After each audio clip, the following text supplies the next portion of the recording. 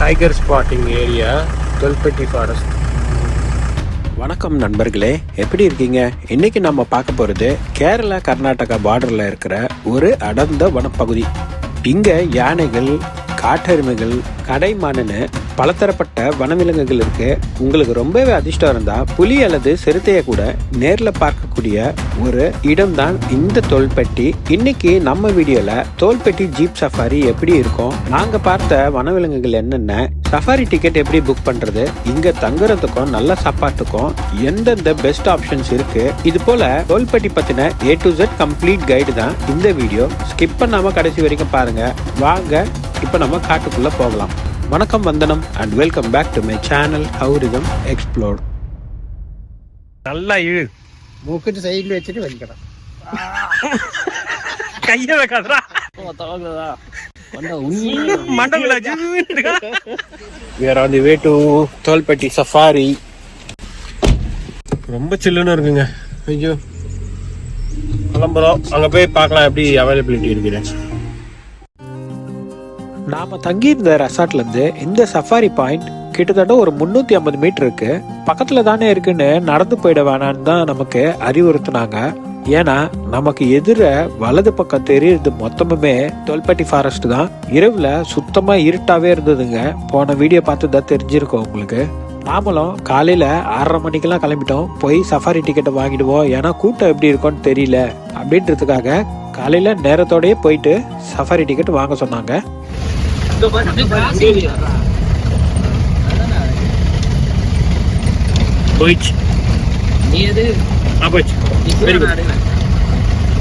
Total 23 kilometres வருது.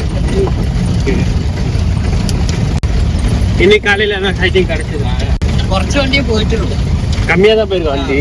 Okay, டோட்டலா 23 kilometres overall safari distance வரும் அப்படின்னு ஜீப் கைடு சொன்னாரு. உள்ள நுழைஞ்சதுமே கேட்டை தாண்டின உடனே டீர் கிராசிங்ஸ் பார்த்தோம். அதை தாண்டி கொஞ்ச தூரம் தான் போயிருப்போம். ஒரு பெரிய யானை கூட்டத்தையே பார்த்தோம்.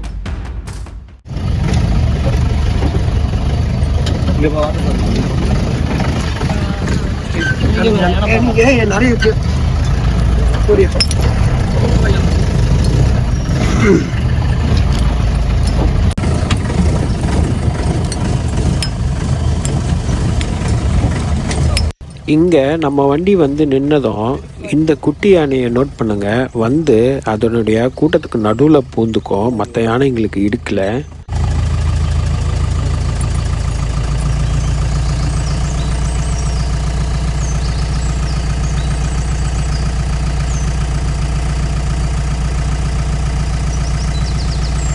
இருக்கா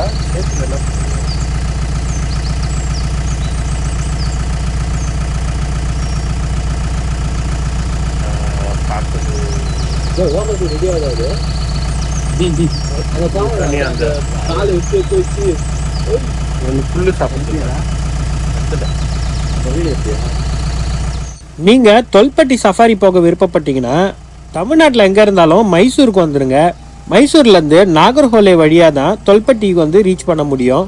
இல்ல ஊட்டி மார்க்கமா இருந்து வந்தீங்கன்னா முத்தங்கா, கட்டிக்குளம் வழியா தொல்பட்டிக்கு வந்து ரீச் பண்ண முடியும்.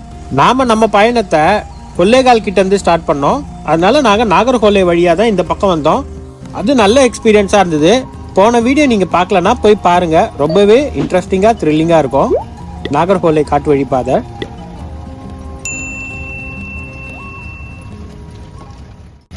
சாம்பார் சாம்பார்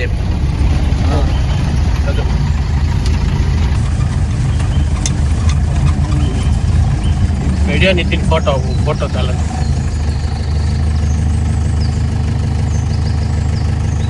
இன்னும் கொஞ்சம் பின்னாடி போறீங்களா? மறைஞ்சி போதும் போதும் போதும் போதும்.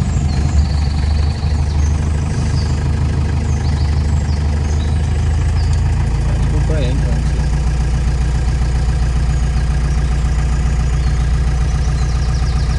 இந்த மான்கள் காட்டோட மிகச்சிறந்த செக்யூரிட்டி கார்டு. புலி அல்லது சிறுத்தை பக்கத்துல வந்தா இது ஒரு விதமான உரத்த சத்தத்தை அலாம் கால்னு சொல்லுவாங்க எழுப்போம். இது வச்சுதான் மற்ற விலங்குகள் உஷாராகும். இந்தியாவிலேயே இருக்கிற மான்கள் வகையிலேயே இதுதான் உருவத்துல மிகப்பெரியதுன்னு சொல்லணும். ஒரு வளர்ந்த ஆண் சாம்பார் மான் சுமார் 200 முதல் 350 கிலோ வரை எடை இருக்குங்க. இதனுடைய கொம்புகள் இங்கிலீஷ்ல ஆண்ட்லர்ஸ்ன்னு சொல்லுவாங்க. ரொம்பவே விசேஷமானது. பொதுவா இதுல 3 கிளைகள் இருக்கும். இந்த கொம்புகள் ஒவ்வொரு வருஷமும் விழுந்து அப்புறம் மறுபடியும் வளரும். இதை வெல்வெட் ஆண்ட்லர்ஸ்னு சொல்லுவாங்க. சாம்பார் மான்கள் பெரும்பாலும் செடி கொடி மற்றும் பழங்களை தான் சாப்பிடும். இதுங்களுக்கு தண்ணி ரொம்ப முக்கியம். அதனாலதான் நீர்நிலைகளுக்கு பக்கத்துல அதிகாலையிலயும் அந்தி சாயிற நேரத்திலயும் இது அதிகமா பார்க்க முடியும். நானுமே இது வரைக்கும் இந்த சஃபாரில நிறைய தண்ணி இருக்கிற இடத்துல தான் பார்த்திருக்கேன். இந்த மான்கள் ரொம்பவும் வெக்கப்படும் சுபாவம் கொண்டவை. வெயில் வரதுக்கு முன்னாடி இந்த பனி நேரத்துல இவ பயம் இல்லாம வெளியே நடமாடும். அங்கிருந்து வரும்போது இப்போ 3வது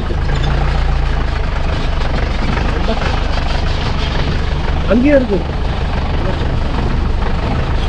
பாதியிலே போட்டு போயிருக்கா, நிறைய போயிருக்கு. அடுத்த செக்ஷன் கொஞ்சம் அள்ளு விடுற மாதிரியே வச்சிருந்தது. ஏன்னா ஒரு ஜீப்பு போற அளவுக்கு தான் பாதை. அந்த பாதையில இங்க அங்கன்னு நகர கூட முடியாது. வழி ஃபுல்லா யானை சாணம் அப்படியே ஃப்ரெஷ்ஷா இருக்குங்க. 1 இல்லை 2 இல்லை, கூட்டமா யானைங்க போனா எப்படி அங்கங்க சாணம் போட்டு போயிருக்குமோ அது போல நிறையவே பார்த்தோம். நமக்கு முன்ன போன வண்டிங்க போய் அதுக்கப்புறம் இந்த விஷயங்கள்லாம் நடந்து அதுக்கு பின்னாடி நாம வரா மாதிரி தெரிஞ்சுது. வண்டியோட டயர் மார்க்ஸ் அதுல இல்லை. ஸோ நமக்கு முன்ன போன வண்டிக்கு அப்புறமா இந்த விஷயம் நடந்த மாதிரி நமக்கு தெரிஞ்சுதுங்க. அதனால கொஞ்சம் ஒரு மாதிரி அள்ளுவிட்டா மாதிரி தான் போனோம். வழியில் எங்கன்னா நிற்குமா, கும்பலாக இருந்தால் என்ன பண்ணுறது, அப்படியே ரிவர்ஸ்லேயே கூட போகணுமா அப்படின்லாம் ஒரு பயம் கலந்த மாதிரி ஒரு ஃபீலிங்கோட தான் நாம் ப்ரொசீட் பண்ணிகிட்டே இருந்தோம். தொல்பட்டி வந்தால் இந்த சஃபாரியை போகணும்னா எவ்வளோ செலவாகுது, இந்த இன்ஃபர்மேஷன்லாம் குயிக்காக பார்த்துடலாம். சஃபாரி காலையில் 6 மணிலேருந்து 9 மணி வரைக்குமோ, மாலையில் 3 மணிலேருந்து 5 மணி வரைக்குமே ஸ்லாட்டுங்க கொடுப்பாங்க. ஆன்லைனில் புக் பண்ணுறதுக்கு ஏதோ ஒரு ஃபெசிலிட்டி உண்டுங்க. ஸ்பாட் புக்கிங்கில் தான் நாம் புக் பண்ணிட்டு போனோம். ஆனால் கூட்டம் இருந்தால் இது போல் ஆன்லைனில் புக் பண்ணிக்கிறது ஒரு பெஸ்ட் சாய்ஸாக இருக்கும். ஒரு ஜீப்போட சஃபாரி காஸ்ட்டு 2100 ரூபாயிலேருந்து 2500 ரூபாய் வரைக்கும் செலவாகுங்க. நாங்கள் மினிமம் காஸ்ட் பே பண்ணிட்டு போனோம். 6 பேராக போனால் இந்த காஸ்ட் இன்க்ரீஸ் ஆகுங்கிற மாதிரி சொன்னாங்க. நீங்கள் நேரில் வரும்போது விசாரிச்சுக்கோங்க. வழி ஃபுல்லாவே இருக்கு. இந்த காட்சியை கவனிச்சிங்களா? இதுக்கு பேரு ஆங்கிலத்தில் ஆண்ட்லர் ரப்பிங் அப்படின்னு சொல்லுவாங்க. புள்ளிமான் தன்னோட கொம்புகளை மரத்தில் வச்சு வேகமாக தேய்ச்சிக்கிட்டு இருக்கு. இது ஏதோ அரிப்பு எடுக்கிறதுனால பண்ணுற விஷயம் மட்டும் கிடையாது. இதுக்கு பின்னாடி 2 முக்கியமான காரணங்கள் இருக்குங்க. ஒன்று வெல்வெட் நீக்கம். அதாவது மான்களோட கொம்புகளில் வளரும் போது அதுக்கு மேலே வெல்வெட் மாதிரி ஒரு மென்மையான தோல் படர்ந்து இருக்கும். கொம்புகள் முழுசாக வளர்ந்ததும் அந்த தோல் தானாவே உதிர ஆரம்பிக்கும். அந்த தோலை உரிச்சி எடுக்கிறதுக்காகவும் அடியில் இருக்கிற உறுதியான கொம்புகளை வெளிப்படுத்துறதுக்காகவும் மான்கள் இப்படி மரத்துல தேய்க்கும். இப்படி பண்றதுனால 2வது ஒரு விஷயமும் இருக்கு. அது மான்களோட நெற்றி மற்றும் கொம்புகளுக்கு அடியில சென்ட் கிளாண்டுங்க இருக்கும். அதாவது வாசனை சுரப்பிகள். மரத்துல தேய்க்கும் போது அந்த வாசனை அந்த மரத்துல ஒட்டிக்கும். அது மற்ற மான்களுக்கு இது என்னோட ஏரியா அப்படின்னு ஒரு எச்சரிக்கை கொடுக்கறது மாதிரியும் பெண் மான்களை கவரவும் இந்த சிக்னல். பார்க்கறதுக்கு ஏதோ சாதாரணமா தெரிஞ்சாலும் இது இந்த மான்களோட வீரத்தையும் ஆதிக்கத்தையும் காட்டுற ஒரு செயலும் கூட. அப்படியே அந்த மண் பாதையில் ஏதாச்சும் பக் மார்க் இருக்கான்ட்டு பார்த்துட்டே போயிட்டு இருந்தோம். அப்படி எதுவும் இருந்த மாதிரியும் தெரியல.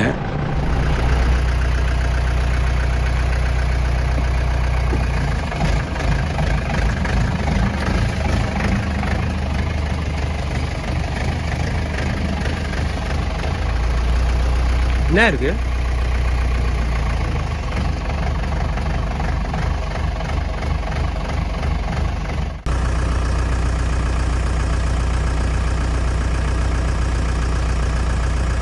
கொஞ்சம் பின்னாடி வாங்க. Okay okay, no problem no problem.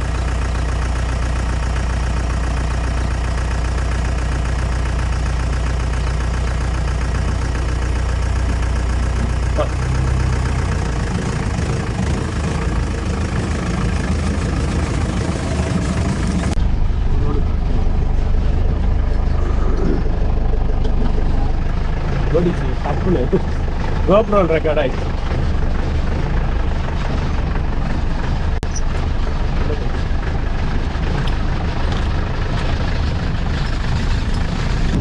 அங்கே மறுபடியும் சாப்பாடு மேல். அப்போ தான் இந்த சோலோ கடைமானை பார்த்தேன். நாம் இதுக்கு முன்னாடி சாம்பார் டீர்ஸை பார்த்துருப்போம். ஆனால் முதல் முறையாக ஒரு ஸ்டாகை பார்க்குறேன் அப்படின்னு நினைக்கிறேன். இதுக்கு முன்னாடி நான் பார்த்துருக்க மாதிரி எனக்குமே ஞாபகம் இல்லை. நல்லா கம்பீரமாக பெருசாக இருக்குங்க. பார்க்குறதுக்கு ஒரு மாடு மாதிரி தெரிஞ்சுது. கொஞ்சம் தூரத்தில் தான் இருந்தது, ஆனால் பார்க்க கொஞ்சம் கண் கொள்ளா காட்சியாக தான் அது தெரிஞ்சுது. மறைவாகவே தான் போச்சு. சாலிட்டரி அனிமல், தனிமையில் தான் இருக்கும். ஆனால் கொஞ்சம் பிரம்மாண்டமான உருவம் தாங்க அது.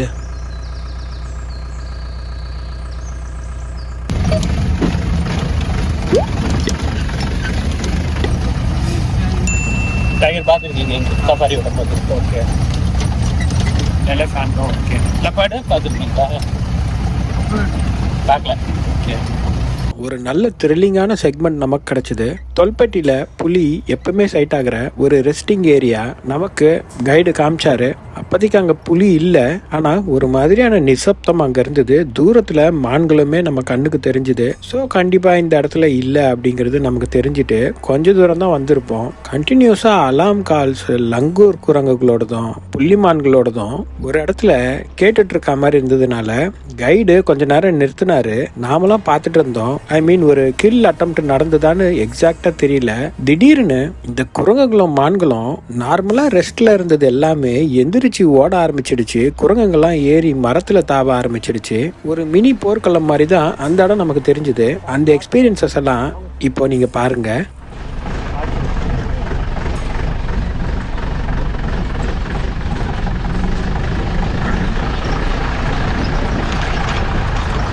Tiger spotting area, Tholpetty forest.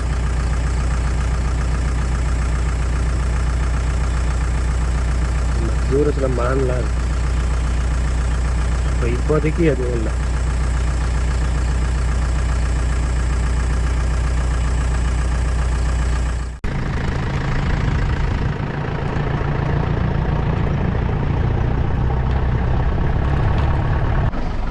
நாம் ஜீப் சஃபாரியில் எக்ஸ்பெக்ட் பண்ணுற சில த்ரில்லிங்கான எக்ஸ்பீரியன்ஸஸ்லாம் எப்போவாது தான் கிடைக்கும். அது போல் ஒரு எக்ஸ்பீரியன்ஸு இப்போ நமக்கு அமைஞ்சுது.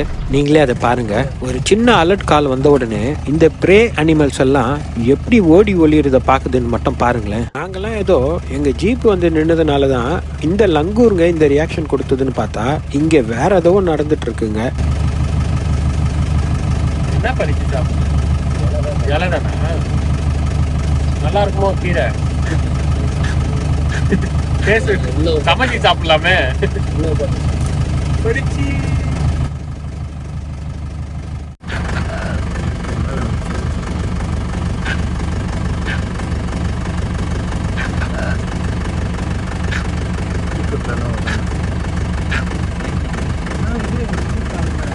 எங்களுக்கும் பிகினிங்கில் அது புரியல. அப்புறம் ஜீப் ஓட்டுற கைடு சொன்ன அப்புறம் தான் எங்களுக்கு அந்த அட்மாஸ்பியரே புரியுது. அலாம் கால் கேட்குறதெல்லாம் நாங்கள் அப்போ தான் நோட் பண்ணுறோம். அப்புறம் புள்ளிமான்களோட அலர்ட் கால்ஸுங்க கேட்கும்போது தான் எனக்கும் புரிய ஆரம்பிச்சுது ஏதோ இங்கே நடக்குது அப்படின்னு. எல்லாம் மேலே உக்காந்து நம்ம எப்போ கிளம்போன்னு பார்க்குதுன்னு நினைக்கிறேன்.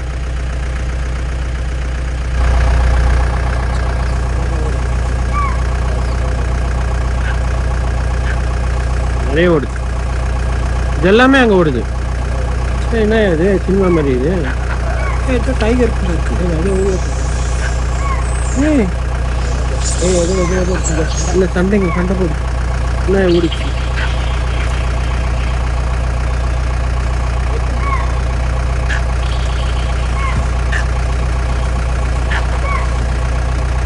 நாமளும் வண்டியை ஆஃப் பண்ணிவிட்டு அந்த சலசலப்புக்கு மத்தியில் கொஞ்சம் நேரம் நின்று பார்த்தோம். ப்ரெடேட்டர் அனிமல் புலியோ சிறுத்தையோ இல்லைன்னா சென்னாய்ங்களோ வருமோ அப்படின்ட்டு.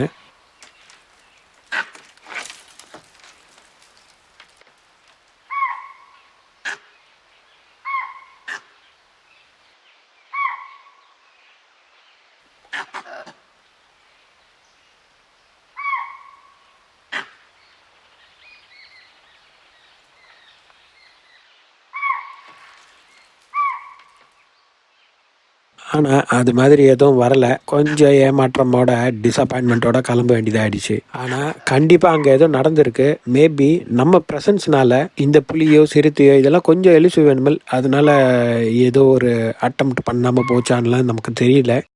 கொஞ்ச நேரம் ஒரே சலசலப்பு.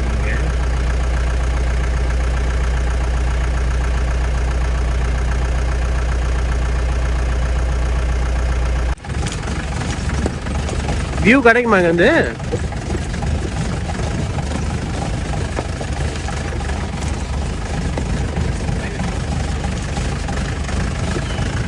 Forest water fall.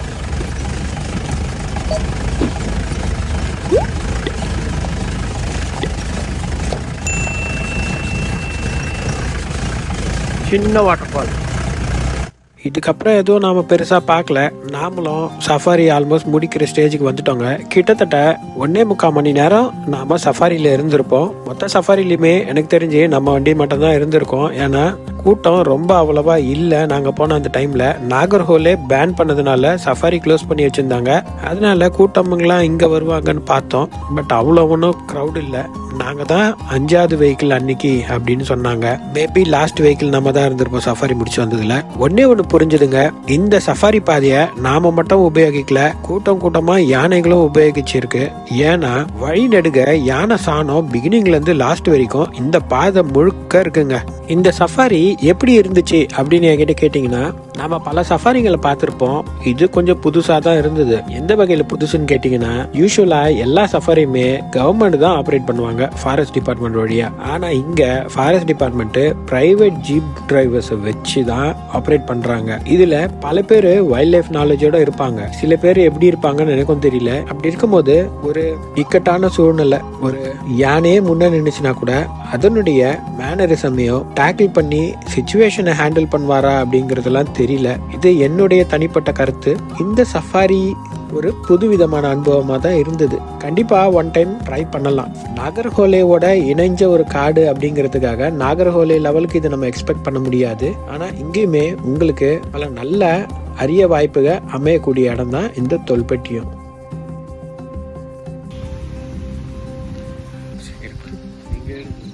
Car parking இருக்கு. அம்பி கீழே வைல்ட் டாக் இருக்கு, மெச்சிடாது. இப்போ தொல்பட்டி வந்தா எங்க தங்கலாம், எங்க சாப்பிடலாம், இந்த இன்ஃபர்மேஷன்லாம் குயிக்கா பாத்துடலாம். சாப்பிட்டது எல்லாமே இந்த ரெஸ்டாரண்ட்ல தான். பிரைஸ் ரொம்பவே நாமினலா இருந்தது. ஆனா டேஸ்ட் உண்மையிலேயே நல்லா இருந்ததுங்க. நாங்க தங்கியிருந்த night dinner and then breakfast இது ரெண்டுமே இங்க தான் சாப்பிட்டோம். ரொம்பவே பட்ஜெட் ஃப்ரெண்ட்லி. எல்லா ஐட்டமுமே. நான் போய் மாங்காய் வாங்க போறேன். சஃபாரி சென்டர் எதிர்க்க உப்பு மாங்காய் வாங்குறதுக்காக போனேன். அந்த ஒரு சின்ன பொட்டி கடையில ஒரு விஷயத்த கையில தடவிட்டு நம்மள மோந்து பார்க்க சொன்னாரு. அத என் ஃப்ரெண்டை வச்சு மோர வச்சோம். அவன் ரியாக்ஷனை கொஞ்சம் பாருங்க. எஃபெக்ட் போயிடுச்சு. நான் இன்னொரு டைம் தடவை. நான் இப்போ மறுபடியும் மோந்தேன். அத்தர் இல்லடா இது, காட்டு உள்ளி. இங்க இருக்காது. நீங்க எங்க நெடி மாதிரி இருக்கு. அவருக்கு என்ன எங்கேயோ காட்டிக்கிறியா நீ? இல்ல பண்ணுங்க. நல்லா இழு. மூக்கிட்டு சைடுல வச்சுட்டு வலிக்கணும். கைய வைக்காதடா. ஏய் கண்ணாடா தொடச்ச அதுலயே. டேய் அதுலயே தொடச்சிட்டியா? என்ன பண்ணுது மண்டக்குள்ள? மண்டக்குள்ள தண்ணி வருதுடா. செமையா இருந்துச்சுல. மைக்ரேன் இருக்கிறவங்களுக்கு பண்றதா அது. இல்ல இப்போ ஒத்த தலைவலி இருந்தானா இது மோந்து பார்த்தா சரியா போருமா? அது பேர் என்னன்னு சொன்னீங்க? உள்ளித்தைலம். எடுத்து காட்டுங்களா? அது எவ்வளவு கையில காட்டுங்க. உள்ளித்தைலம் சப்போட்டா பழமாவும். ஆனா அந்த ஒத்த தலைவலி இருந்துச்சுன்னா பலாயிட்டல எப்பாவும் 2 வருஷம் விடாது. 2 நாள் ஆகும். 2 டேஸா? 2 days. எவ்வளோ இது 1.5 கிலோ. சளி இருந்தானா தான் ஏதோ ஆகும் சொல்லுவாங்க. 1.5 kg 100. அத்தரோட பாட்டில் வச்சிருக்கீங்களா?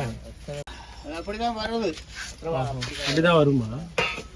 இல்ல உள்ளினா அது தமிழ்ல பேர் காடு வெங்காயம். வெங்காயமா? காட்டுல இருக்க வெங்காயம். உள்ளினா வெங்காயமா? உள்ளி மலையாளம் இது வெங்காயம் இல்ல. செமையா இழுத்தவனே அப்படியே மண்டையில போடாது. அது காட்டுல இருக்க வெங்காயம். வெங்காயம். இது கூடானா? அது சின்ன கிளி இருக்காதா? ஆமா. இப்ப காட்டுல ப்ளூ கலர்ல நீல கலர்ல ஒரு கிளி வந்தது, அது பேருங்க என்னங்க? அது காட்டு தான் இருக்கும், அது இங்க வராது. காட்டுல தான் இருக்கும். நீல கலர்ல கிளி தான். அது 2 கலர் இருக்கு. 2 கலர். മഞ്ഞ കളർ ഇருக்கு, നീല കളർ ഇருக்கு. 2 കളർ. Okay okay okay. പോയി കിടയിലാവും. ഫസ്റ്റിലൊരു വലി ഉണ്ടാവും, മൂക്കിലൊക്കെ ഇത് ഉണ്ടാവും, പിന്നെ ശരിയാവും. ഒറ്റ ഒരു വലിച്ചാൽ അങ്ങോട്ട് പോകും. കുറച്ച് വലിക്കണം. கொஞ்சம் தான் വലിക്കണം. இல்ல ஃபர்ஸ்ட் டைம் தேய்ச்சு കണ്ണിലൊക്കെ கண்ணெல்லாம் தண்ணி வந்து ஐயோ. തിരിച്ച് കാശ് കൊടുക്കാം. திருப்பி வந்து கேட்பேன்றேன், வந்து கேட்க திருப்பி காசு கொடுக்குறேன். நீ வா, நான் திருப்பி காசு கொடுத்துறேன். இங்க அனிமல்ஸ்லாம் வருமாண்ணா? அனிமல்ஸா? இங்க என்னென்ன வரும்? இது மானுண்டு, ஆனைண்டு, காட்டிப்போத்துண்டு. காட்டுப்போத்துனா பன்னியா? பன்னி இருக்கு, கொஞ்சம் காட்டுல மாடுகள் இருக்கு. மாடு இருக்கு. காட்டு மாடு தான். காட்டு ஊறுகாவா என்ன இருக்கு? உப்புல ஊற வச்சது. உப்புக்காயா? இதெல்லாம் உப்பு. ப்ரிப்பரேஷன் டாஸ்க் சிம்பிள் தான், ஆனா சூப்பரா இருப்பாரு. இப்பயே சாப்பிடலாமா? இப்ப தடவுனீங்களா? அது இதெல்லாம் வந்து இது காலியாத பாட்டில். காலி பாட்டிலா? காலி பாட்டில் அது அப்படியே காய்ச்சல போயிடுது. காத்துலயே போயிடும். தலைவலி இல்லைங்க. இப்ப தலைவலினா இங்க தடவணும். ஜலதோஷம் அந்த மாதிரி பிடிச்சின்னா மூக்குல மோந்து பாக்கணும். மோந்து பார்த்தாப்பா பயமா இருக்குது.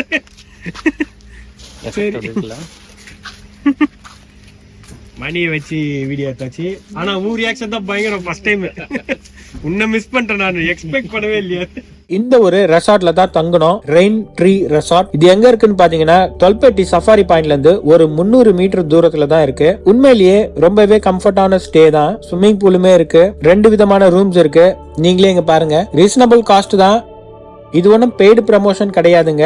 நாங்க பே பண்ணி தான் ஸ்டே பண்ணோம். நான் 2000 பே பண்ணேன். ஆனா இந்த காஸ்ட் வந்து சீசனலா சேஞ்சஸ் ஆகும் அப்படின்ற மாதிரி சொன்னாங்க. அதனால நீங்க ஸ்டே பண்ண விருப்பப்பட்டீங்கன்னா இங்க லொகேஷன்ல என்கொயரி பண்ணிக்கோங்க. கான்டாக்ட் டீடைல்ஸ் எல்லாம் நான் டிஸ்கிரிப்ஷன்ல ஆட் பண்றேங்க. உண்மையிலேயே ரூம்ஸ் நல்லா நீட்டாவே இருந்தது. நல்ல டீசென்டான வாஷ்ரூம்ங்க.